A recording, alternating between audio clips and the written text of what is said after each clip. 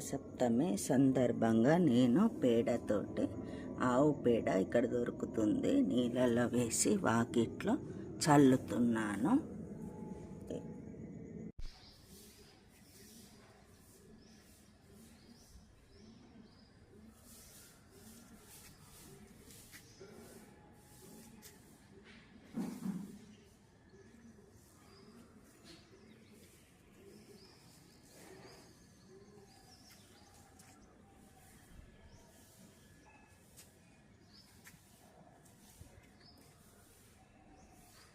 చెట్టు దగ్గర ఈ విధంగా 7 సున్నము జాజుతోటి ఇలా పెడతాము. దీనిపైన పిడకలు పెట్టి నవధాన్యాలు వేసి కొత్తవి అన్నీ అప్పుడు పాలు పొంగిస్తాము.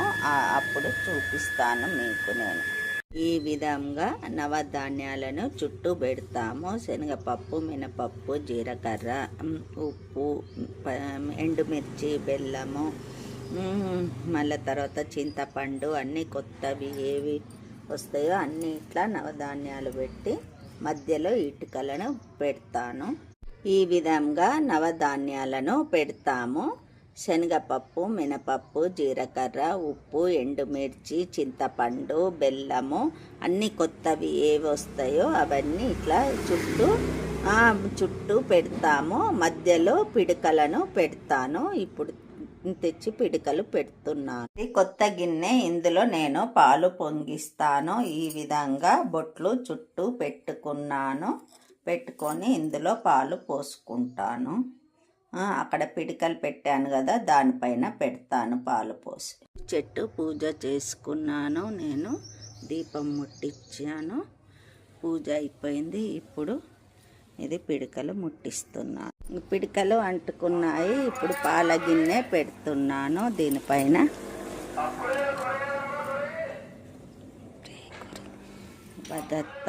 పాలు పొంగిచ్చి తర్వాత ఇక పరమాన్నము అక్కడ చేసేసి ఇక్కడ తెచ్చి పెట్టాను.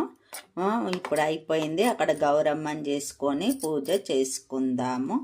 అక్కడ కావాల్సింది పదార్థాలు ఏమేమిటియో మీకు నేను చూపిస్తాను.